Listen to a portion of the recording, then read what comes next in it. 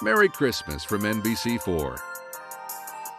Hello, thank you for joining us as we reflect on our year 2024. I'm Colleen Marshall. I'm Kerry Charles. From the drama of this year's election to the once-in-a-lifetime moment that stopped us in our tracks, 2024 was a year of unforgettable moments. And through it all, you trusted us for your coverage here on NBC4 and online at NBC4i.com. So stay with us as we revisit the headlines, the stories, and the moments that define 2024.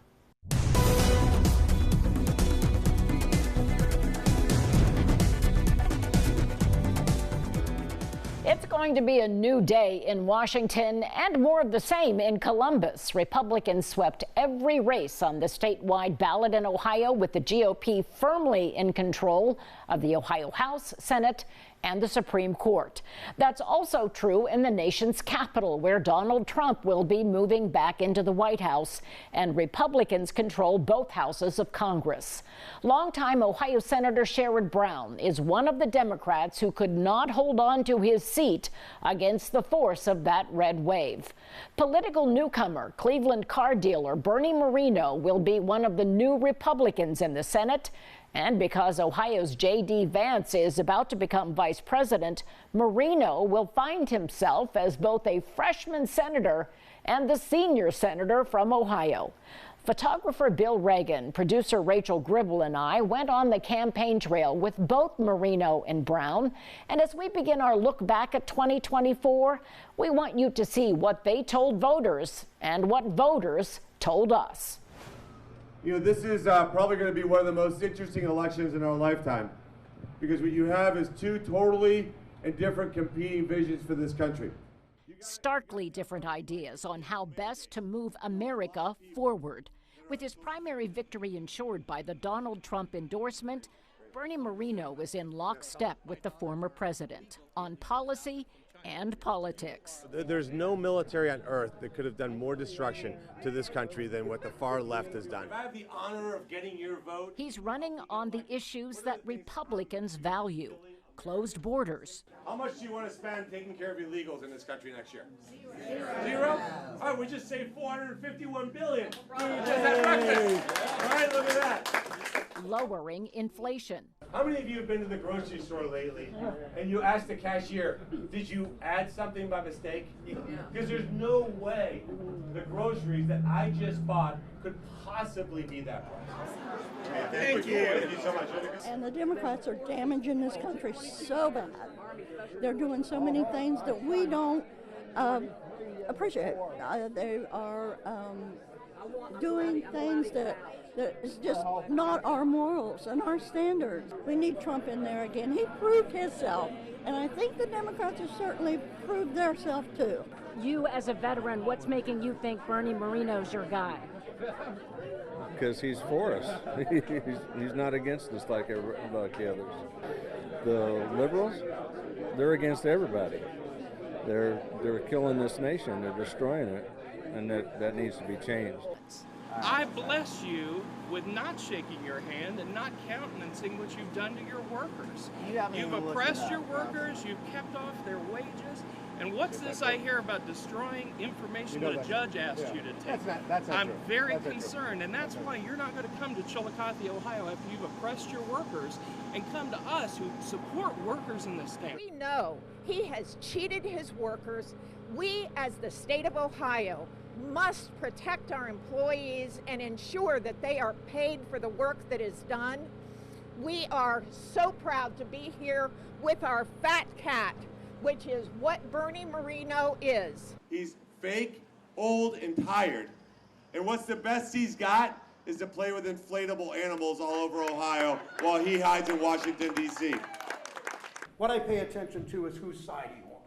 And it's clear on voting rights, on women's rights. It's clear on workers' rights, on gay rights, on reproductive rights. Who's on your side? Sherrod Brown, the only Democrat elected statewide for more than a decade, swims against the red tide in Ohio with a populist, progressive message, saying he stands up to drug companies and Wall Street, that he is working for you and his opponent is not. Bernie Marino 100% pro, his words, 100% pro-life, no exceptions for rape, no exception for incest, no exception for the life of the mother.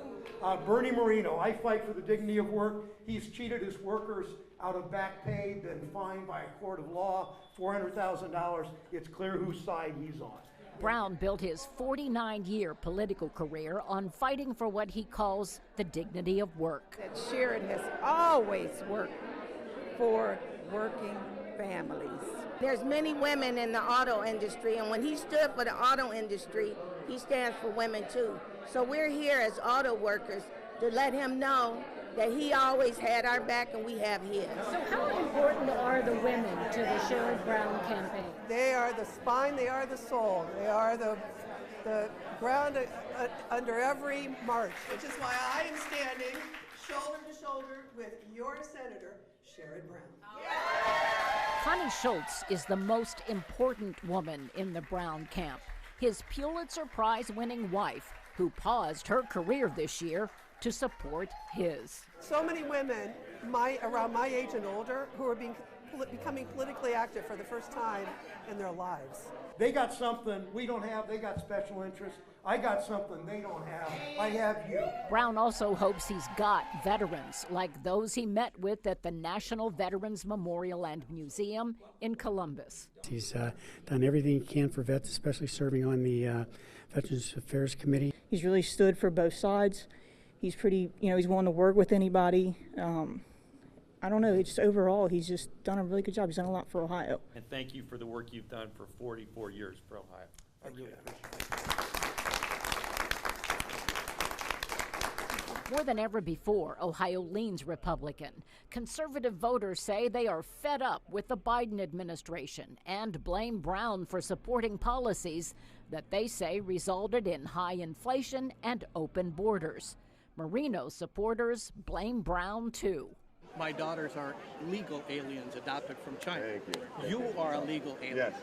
My grandparents came here through Ellis Island. Yep. Republicans are for immigration, but we want to keep the front door and the back door locked and welcome in everybody who comes here the right way. Amen. We welcome people to America. That's what we do. Now, in what might be the tightest race of his political career, Brown is counting on help from independent voters and lifelong Republicans like Whitlow Wyatt, who says he will never be a MAGA Republican. Well, I'm a registered Republican, have been for years and years, but I've long been an admirer of Senator Brown for his character and his support for the common people. I'm also a Teamster, and we underwent a severe pension crisis beginning in about 2013, and he was instrumental in helping save our pensions. So I have a deep sense of indebtedness to Senator Brown. I don't think of politics as, particularly left or right, or conservative, liberal, or even base or non-base. I think of it as whose side are you on, and fighting for people that I can deliver for. Crime. It is one of our least favorite things to cover, but NBC4 is committed to reporting the big story. February saw a mistrial in the murder trial of Jason Meade. In December of 2020, the then Franklin County Sheriff's deputy shot and killed 23-year-old Casey Goodson Jr. Meade claims Goodson had waved a gun at him. An autopsy showed Goodson was shot 6 times from behind. Meade's second trial was originally scheduled to begin this fall, but has been rescheduled for late February. In November, a Franklin County jury found Adam Coy guilty of murder, felonious assault, and reckless homicide, and the December 2020 shooting death of Andre Hill. I'm glad that it's over. I mean, it won't bring Andre back, but hopefully it will set a precedent across the board for everyone else. This is not something that we can tolerate. The then Columbus police officer was responding to a non-emergency call when he encountered Hill in a garage. Coy said he believed Hill had a silver revolver in his right hand. And I rode him back. And as I rode him back, I looked to my left and I started looking for where the gun was. And I seen the pile of keys sitting there. And I said, why, Adam? I knew at that point that I made a mistake. Coy is awaiting sentencing. Columbus police issued an Amber Alert for a 5-year-old boy on Valentine's Day. Darnell Taylor's body would later be found inside of a garbage bag that had been dumped in a sewer in southwest Columbus. The boy's custodial guardian, Pammy May, was arrested near Cleveland. She admitted to killing Taylor. May is charged with aggravated murder, abuse of a corpse, and tampering with evidence. 2 women face charges in connection with the June death of 8-year-old Martonio Wilder. The boy's mother, LaShonda Wilder, and her girlfriend, Jonna Lowe, are accused of killing him. Both pleaded not guilty to several charges, including murder. Prosecutors say the women admitted to locking the boy in a coat closet to keep him from getting food. They also say the pair beat the 35-pound boy with an extension cord just 2 days before he was killed. According to court records, the women originally pinned his death on one of Wilder's other children, but later recanted their story. The final chapter in the Columbus Zoo investigation took place this year. 5 former high-ranking zoo officials were sentenced for their roles in stealing more than $2.3 million from the zoo. Among the sentences, 5 years in prison for former marketing director Pete Fingerhut and 7 years in prison for former CEO Tom Stolf. The group used money for animal and conservation programs on personal expenditures like sporting events and concert tickets. NBC4 and the U.S. Marshals Service's partnership continued into its 2nd year. Warrant Watch has led to several arrests. We profile violent fugitives. Viewers call in leads to the federal agency. This partnership, this collaboration has been extremely successful with helping us rid our neighborhoods of these violent criminals. One story we will continue following in the new year, George Billy Wagner's murder trial, which is set to begin January 6th. We know he will no longer face the death penalty if convicted. Wagner is accused of helping his wife and 2 sons kill 8 members of the Roden family back in 2016 because of a child custody dispute. He's the last member of the Wagner family to face trial for the murders. A judge has granted a motion for a change of venue. 2024 had no shortage of big events in Central Ohio and the Buckeye State, from consequential elections, major court cases, to a cyber attack on the city. Matt Barnes has a look back at stories that made headlines this year. You are unable to reach a verdict on this matter. The court accepts this conclusion and finds that there is no probability of the jury agreeing. You are hereby excused from further jury service on this matter. 2024 began and ended with 2 big court cases involving former law enforcement officers. In February, in the trial of Jason Meade, a mistrial was declared after days of deliberation from the jury. Meade was charged with murder and reckless homicide in the killing of Casey Goodson in December 2020. We place jurors in impossible situations because they have to be clinicians. They can't use empathy and sympathy and that type of stuff. But, you know, the reality is they did the best that they could, and so justice was served today. Our goal is to get this family closure. They deserve to be able to rest. They deserve to be able to get the break that Tamala spoke of. And they just deserve justice. That's what they deserve. Casey should be here. And that's really what we see, is that Casey was innocent. Special prosecutors have already signaled they plan to retry the case. To find the defendant Adam Coy guilty of murder. To find the defendant Adam Coy guilty of felonious assault. To find the defendant Adam Coy guilty of reckless homicide. In November, former Columbus police officer Adam Coy was convicted of murder. Coy shot and killed Andre Hill in December 2020. This marked the first time an officer had been convicted of murder in Franklin County. He made a decision. He admitted that he made the wrong decision based on the facts he had. And again, hold him accountable. Maybe law enforcement's not for him anymore, but to go to prison or rest of your life for murder, it's absolutely appalling, and it's a miscarriage of justice. Coy's sentencing is delayed until 2025. His lawyers have already pledged to appeal the verdict. Nothing prepared me in regard to what we've been hearing and the pictures for actually driving around and seeing the damage. There's a tremendous amount of damage. In March, tornadoes rolled through central Ohio and left devastation in some parts, including Logan County. Multiple people died in the Indian Lake community, and still months later, the recovery process continues.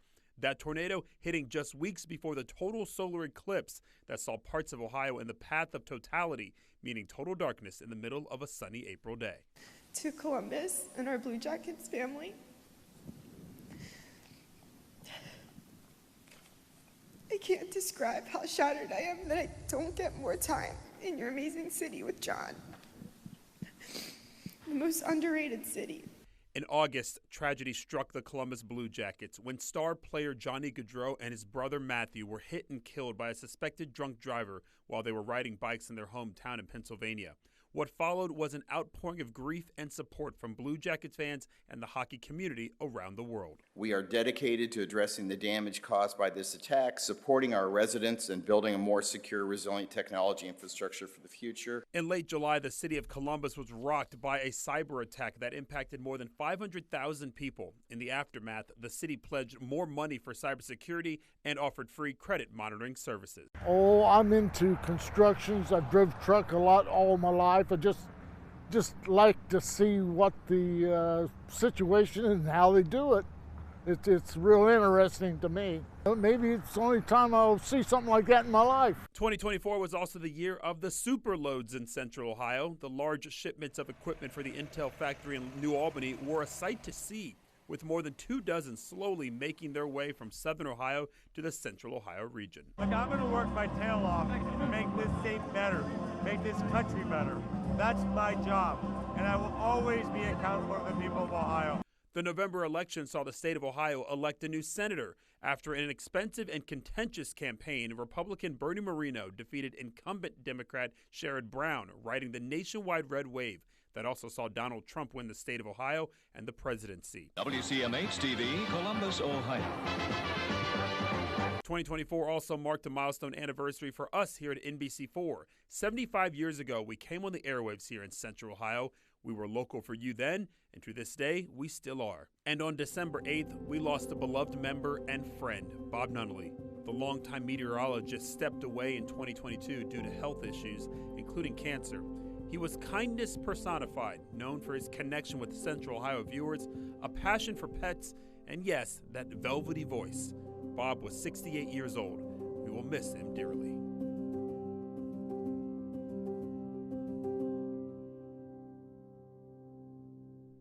When we come back, Jared Smalley takes a look at the growth transforming Central Ohio and what it means for our community. Growing. It is the word most often used to describe Columbus, for decades, in fact. But perhaps it applies now more than ever before. The Intel, Amazon, and Google investments in Central Ohio tell just a part of that story. Ours is a region eager to tackle the challenges of a growing population, and that begins with basics. Every day you drive around and you see new housing developments or new apartment complexes being built. So there's just so many people, so many more people. The competition there's simply too many people and not enough homes. Jacob and Marilyn Davis are among the young homeowners in Columbus excited to finally land their first home. But it only happened after making more than 30 offers at a massive cost. I know there was one, the accepted offer was $100,000 over the asking price. Hold on. How much more? $100,000 over the asking price. According to research from the Columbus Realtors, across 18 Central Ohio counties, prices were up 4% in 2023 from the year before. 10 years ago, the median sale price in Central Ohio was more than $152,000. Last year, the median sale price was $302,000. In 9 years, the prices nearly doubled. We're predicting 3.15 million people in Central Ohio by 2050.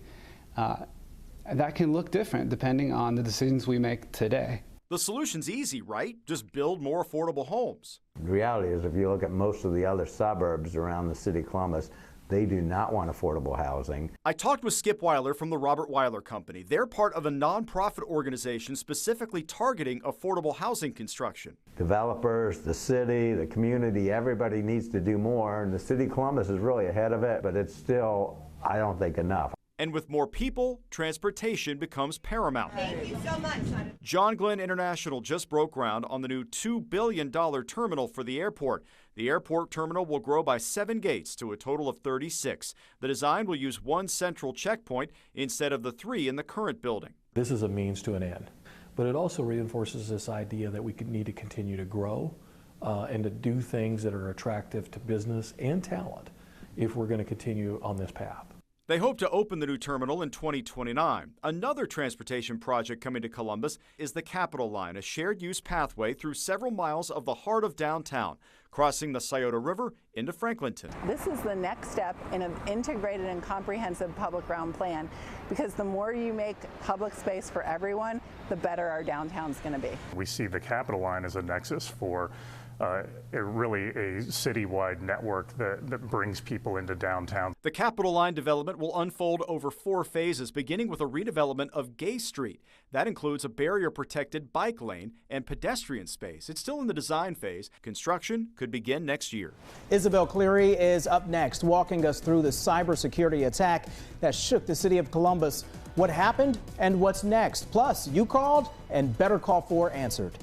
Since late July, NBC4 Investigates has been following the massive ransomware attack on the city of Columbus that put 500,000 people's private information on the dark web.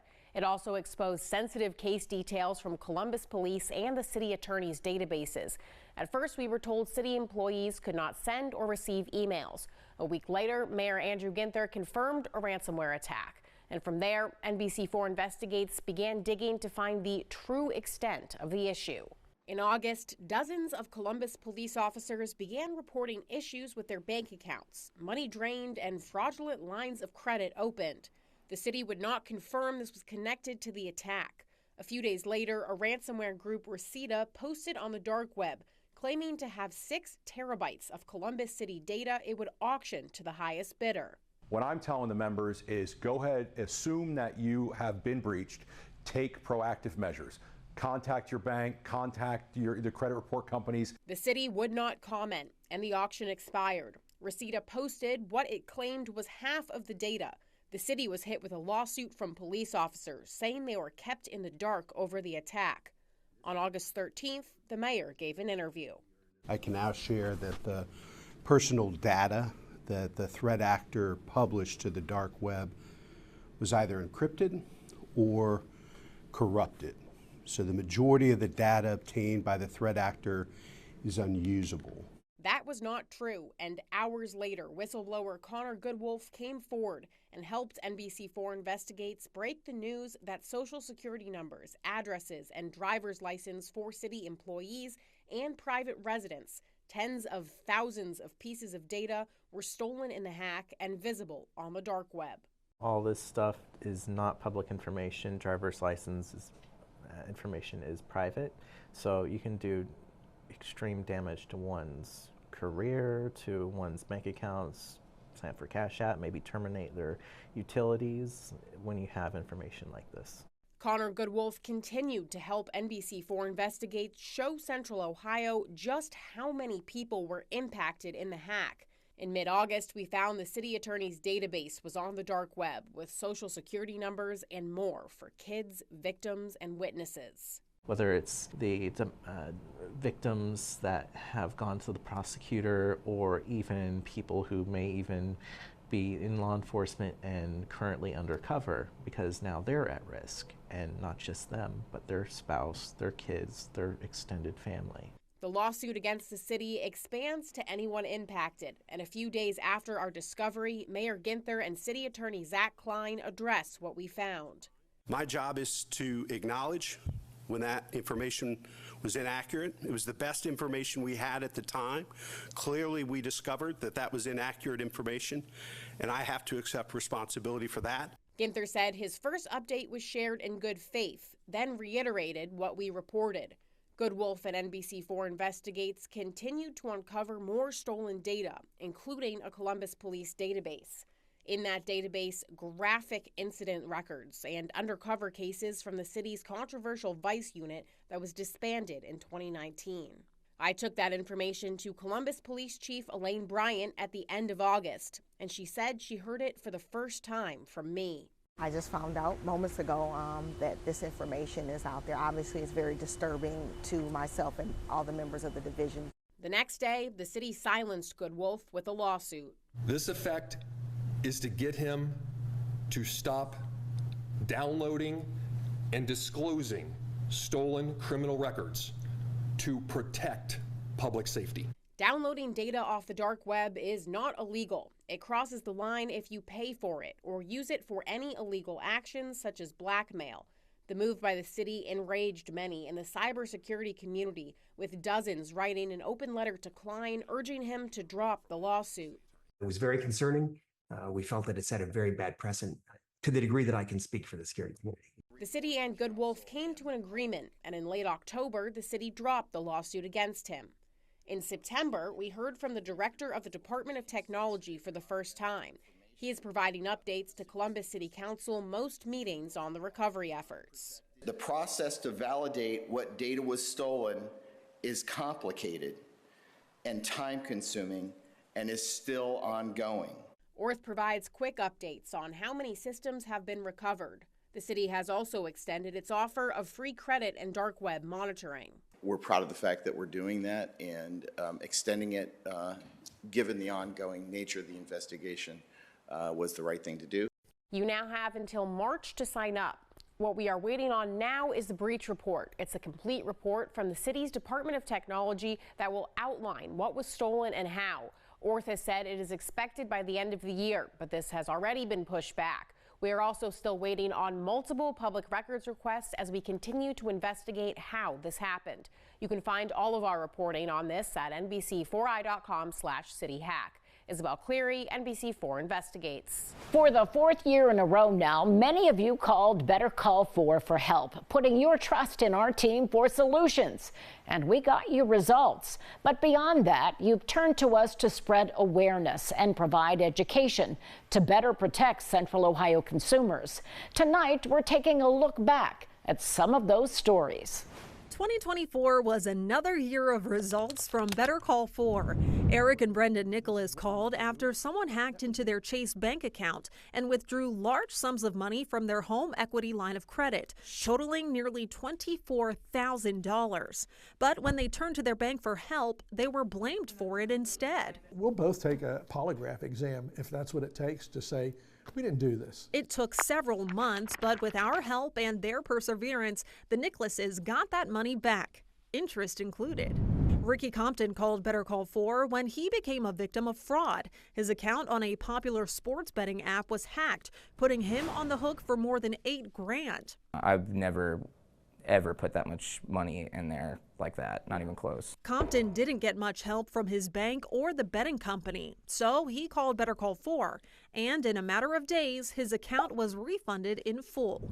When we heard from Kiana Fuqua, she was locked in a battle with her Northside apartment complex and USPS over a mailbox key. I picked up my key to get into my apartment, and then I asked the landlord, like, hey, what about my mailbox key? And she told me, oh, you'll go to the local post office to get your mailbox key. They said, no, you were told the wrong information. We don't have a key for you. Nearly 6 months without access to her own mail, she called us. And after we got involved, property management replaced all of the mailboxes at the complex, meaning Fuqua got a brand new mailbox, key included. And nearly 4 years after Kathy Utgard ordered the wrong dryer from Best Buy, we'll refund you the electric dryer and you'll have to purchase the gas dryer. She continued to wait on the rest of her money, $1,000 in the form of a gift card. But when it arrived, there was no balance and no help from the company. That's when she turned to Better Call 4, and after a few weeks, we got results. In addition to the refunds and restitution, Better Call 4 also alerted you to growing scams and fraud tactics, teaching you how to spot them and protect yourself from falling for them. Lori Howard told us she was the target of a secret shopper scam after she got a packet in the mail that appeared to come from Kroger. With respect to the secret shopper offer she applied for. That was a red flag because I haven't signed up to be a secret shopper and I don't know anything about being a secret shopper. I reached out to Kroger, who confirmed it was a scam. Check looked good, the county looked good, the names looked good, the foil mark, everything. Darren Macron tried to sell his wife's old wedding rings on Facebook Marketplace, but instead of making a profit, ended up the victim of a fake cashier's check. So he called Better Call 4 to tell his cautionary tale. If it opens anyone's eyes, if I could save one person, go to the bank with the person that you're buying from, get a cashier's check, and then walk away.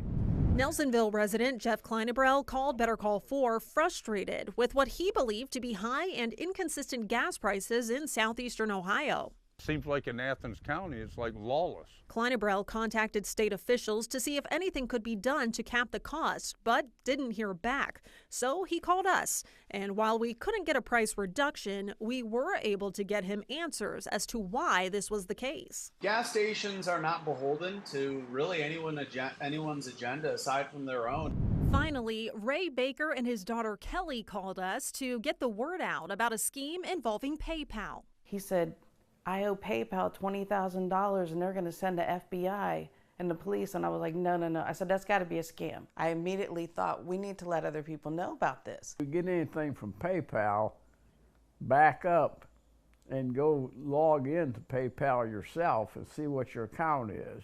I didn't do that. I should have done that. Next, from breaking news to viral moments, what had everyone clicking in 2024? From crime and local elections to the best places to live, work, and eat.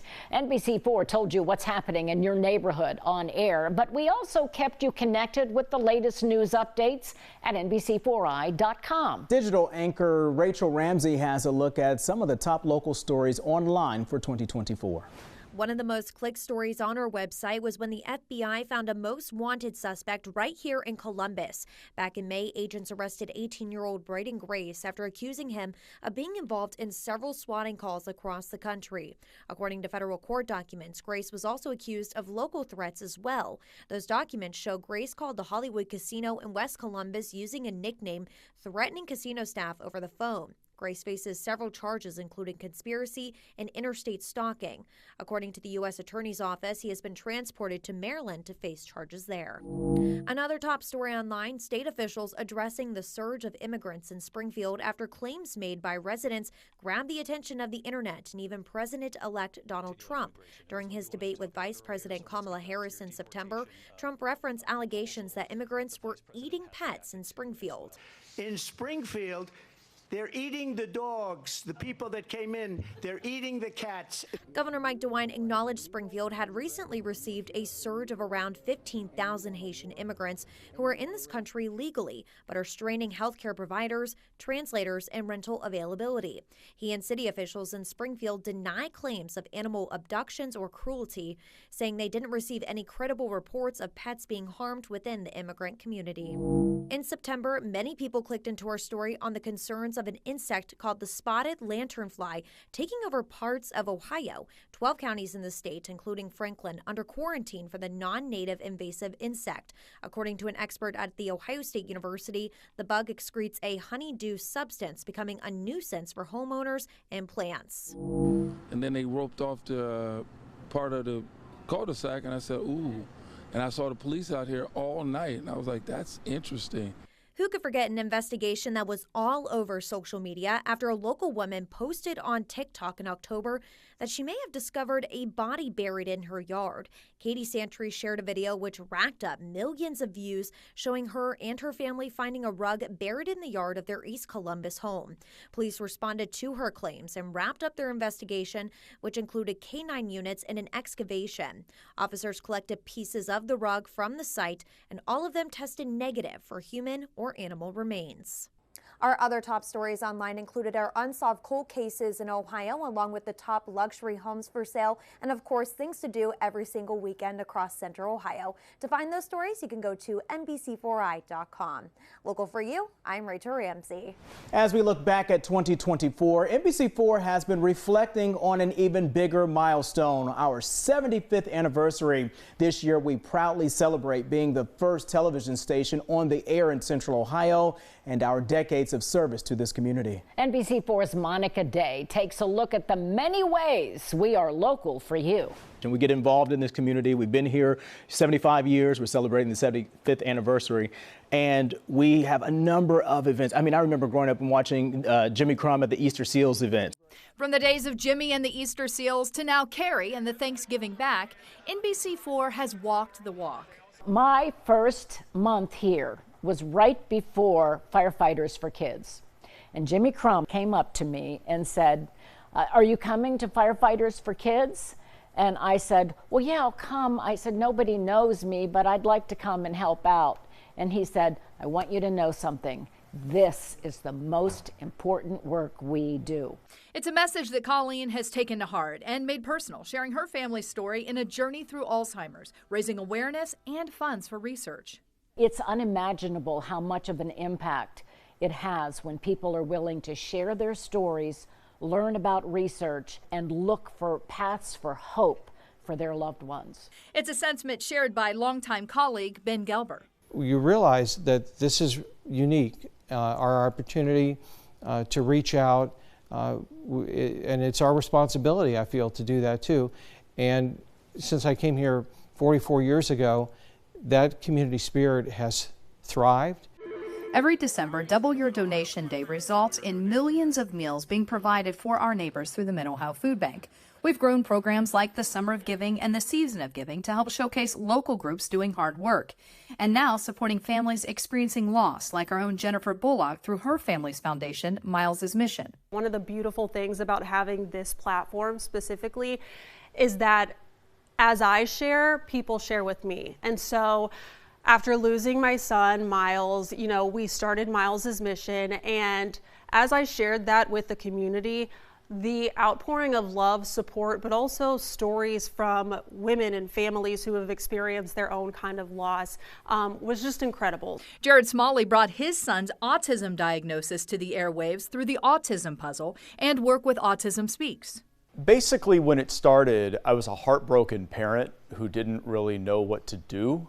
What I then realized was that there were so many more people affected by it than I had even come to understand. The fact that we were able to do something that genuinely helped people in their everyday lives, caring for somebody on the spectrum, it's a humbling feeling to know that people were able to benefit from our series and from the continued education about what autism is. Our mission to give continues to evolve. NBC4 started the Stuff the Backpack campaign 7 years ago and has impacted 200,000 local students. Thanksgiving Back started during the pandemic with a challenge from a community leader. Is there a way you can all get involved? We're going to give 75 turkeys to the community. What if you all match that? I thought, well, gee, we can do better than that.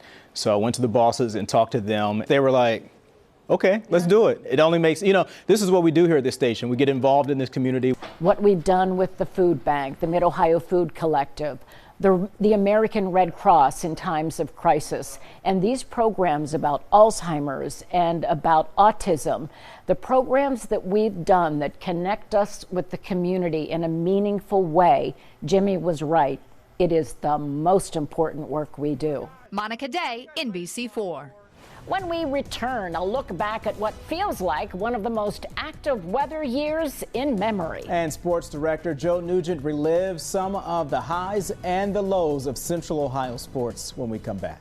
As we close out 2024, we have to talk about the weather. What a crazy year it's been, from heat waves to tornadoes to an eclipse. Storm Team 4 meteorologist Dave Mazza takes us now on a journey through the highs and lows of what felt like a very active weather year. 2024 was a strange year for weather in the state of Ohio. We recorded a record number of tornadoes in one year and had some of the worst drought conditions on record too. Our first inch-plus snowfall of the year and the season fell on the 19th of January. A little more than 2 inches in the city of Columbus. Almost a month later, the largest snowfall of the season, more than 4 inches in the city and upwards of 8+ inches in the north dropped. However, February will be remembered by many for the record warm temps at the end, followed by 9 recorded tornadoes on the 28th, the largest an EF2 near Blacklick. March continued the trend of well above normal temps with mid-70s early in the month, but will be remembered for the massive EF3 tornado that devastated the Indian Lake area. There was a trail of destruction from tornadoes that went from Indiana all the way into Licking County, more than 130 miles. April started off with one of the most anticipated events in the sky, the total solar eclipse on the 8th. Our notoriously fickle early spring weather was not an issue as skies were clear for that once-in-a-lifetime event. And we'll wait a while to see something like that once again. The next total solar eclipse in Ohio, it's not until September 14th of 2099. Also in April, we almost matched our normal yearly tornado count in just 2 events that brought 16 tornadoes in Ohio, including EF1s in Delaware and Licking counties. May had our most active tornadic day, tallying a year's worth of tornadoes in just one afternoon and evening, 19, with most in western Ohio on May 7th, but it's what happened on May 10th that lit up social media. the Northern Lights. The clear skies provided for some incredible pictures, and this would be the first of 2 great nights of lights. The second, exactly 5 months later in October, was just as brilliant. Into June, and more tornadoes. This time 4 of them on the 5th, and all in our area from Delaware, Knox, and Licking counties, with the strongest in Muskingum County and EF2.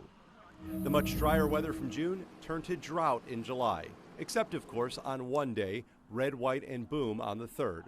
Nearly 2/3 of an inch of rain fell that day before the show, but it still went off without a hitch. August started with record rainfall in parts of Delaware and Licking counties, where 3 to 6 inches of rain fell the night of August 1st. The summer ended as one of the driest in almost 100 years. The drought conditions became some of the worst on record, with burn bans expanded to much of central Ohio. The lack of rain the last 4 months hit many local farms hard. For the 9th consecutive month, we had a tornado in Ohio, this time on the 2nd of October, and it was the last confirmed tornado in a record-setting year of 73 here in the state of Ohio.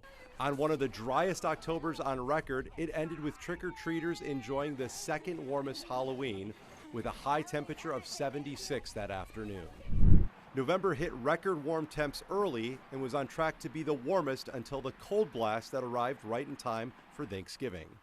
Still, we closed as one of the warmest Novembers on record, and for the 15th consecutive month, we had above normal temperatures.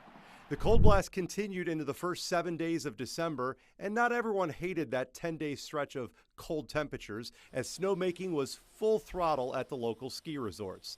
Snowboarders enjoying single-digit wind chills on opening day, December 5th. The year will go down as the most active tornado year on record here in the state of Ohio, and potentially the warmest year on record in the city of Columbus when the official numbers are complete. I'm Chief Meteorologist Dave Mazza, Storm Team 4. In sports, it was a year that brought a range of emotions, from tears of joy to tears of sorrow. Sports Director Joe Nugent takes us through it. The best way to describe what we just experienced was change, because there was a lot of it in the past 12 months.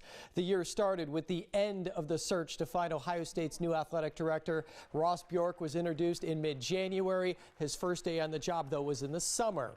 Later that week, Ohio State women's basketball put together the signature performance of the season, beating Caitlin Clark and the Hawkeyes, the #2 team in the country.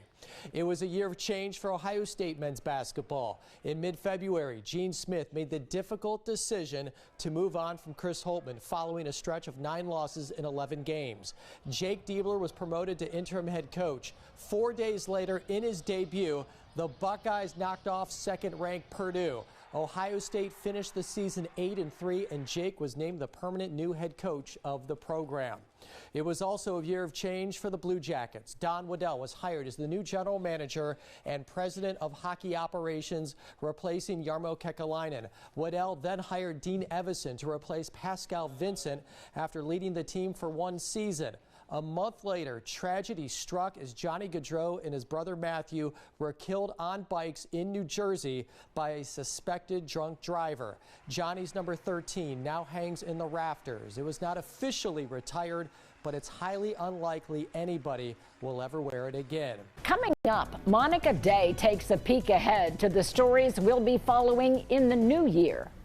2024 has been a year full of stories that will change Central Ohio for years to come, and we were there every step of the way. And as we enter 2025, many of these stories will still be capturing headlines, from local families seeking closure to the election of a new U.S. Senator and the first vice president from Ohio in nearly 100 years. Monica Day has those stories and more that we'll be following for you in 2025. 2025 brings with it some exciting new opportunities, like the NHL Stadium Series on March 1st. The Blue Jackets taking on the Red Wings in the Shoe. Our technology now in our truck is pretty good. We can, deal with a long range, but the ideal is, around freezing or just above for us, and cloudy, overcast skies. We're talking to the band, the marching band, to incorporate them and get in. We had a whole group here watching the player walk and the skull session, and seeing how we can lean into that and lean into the tradition. Will the best damn band in the land be a part of it? We shall see. But we do know one band taking part. 21 pilots will perform during intermission. And new advancements at the Intel plant are expected. But work will be done without the former CEO who started the project. Pat Gelsinger was great to Central Ohio, made a commitment to bring the Intel fabs here to New Albany, and so it's kind of sad to see him go. With the federal government approving up to $7.8 billion in CHIPS Act funding for Intel's work, the project is expected to move forward full steam ahead regardless of who is at the top. It's a little early to tell, but I don't think it will, because they are already billions of dollars invested, and the federal government's finally loosening the checkbook and making things happen. A new bill is set to take effect in February of 2025 that will likely be challenged in court. The so-called bathroom bill was signed by the governor and will require public and private K-12 schools and all universities to prohibit non-gendered bathrooms and ban transgender students from using the bathroom that aligns with their gender identity. The law has a few exceptions in it for assisting someone or for someone's job. There is no overwhelming research that shows that trans people are a threat to anyone, especially in a bathroom. Yet we are seeing trans folks being targeted and violence increasing against trans folks because of this propaganda and because of lies like this. Gender dysphoria is a real thing, and we need to be compassionate with people who are experiencing that. And it's not compassionate to affirm the confusion that they may be feeling. Supporters of the bill say that it will keep students safe, but LGBTQ advocates say either way, the legislation will cause harm. Many eyes will be on that legislation, as well as some high-profile trials, including that of former Columbus police officer Ricky Anderson, who shot and killed 20-year-old Donovan Lewis in 2022 while trying to serve an arrest warrant. His criminal trial is set for May of 2025, making Lewis' family one of the many waiting for closure years after the death of their loved one. For the sake of the families and respect for the families, it needs to happen in a more timely fashion. This is dragging it out for my family, for Casey Goodson's family, other families. And Casey Goodson's family will be back in the courtroom for the retrial of Jason Meade. In February of this year, a mistrial was declared after days of deliberating from the jury. Meade was charged with murder and reckless homicide in the killing of Casey Goodson Jr. in December 2020. I have to think of it in a spiritual way too, and it just wasn't our time. It just wasn't our time. So, I still pray, I still lean on God, and I know that eventually we will prevail.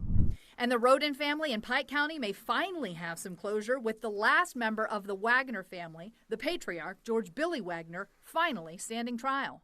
Almost 9 years. Almost 9 years. We will be in a decade before they're all found guilty and sentenced.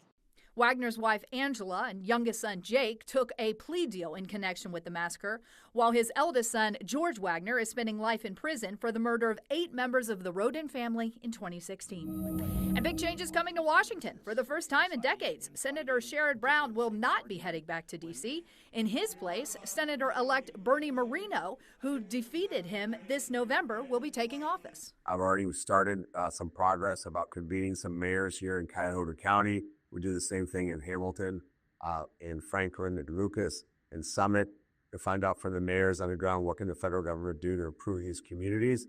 I care a lot about making certain that we don't leave any communities behind. Another change to Ohio's representation in the Senate. Senator J.D. Vance will be giving up his seat to be vice president. And under President Trump's leadership, we're never going to stop fighting for you, for your dreams, for the future of your children. The Ohio State grad has many students at the university excited about the representation, while others are not so sure. Everything that, people think the American dream is, I want to have, and I'm scared that he only sees the American dream for a very specific type of person. And so while I'm glad that the university is like, yay, J.D. Vance, I hope that he sees it and sees the people that go here. Because I think it's a huge victory for the university as a whole that we have somebody from right here that managed to make it to one heartbeat away from the Oval Office. I think that that's something to celebrate regardless of their views and regardless of their position. Count on NBC4 to be there for all the top stories of 2025 and beyond. Local for you, Monica Day, NBC4. It's always a bit nostalgic to reflect on all the changes that have taken place in our community and our country in just 1 year. But more than that, it's exciting to imagine what's ahead. And as we look ahead to 2025 and all it promises to bring, one thing will remain constant: our commitment to being local for you. From all of us here at NBC4, thank you for joining us for this look back at 2024. Here's to an amazing year ahead.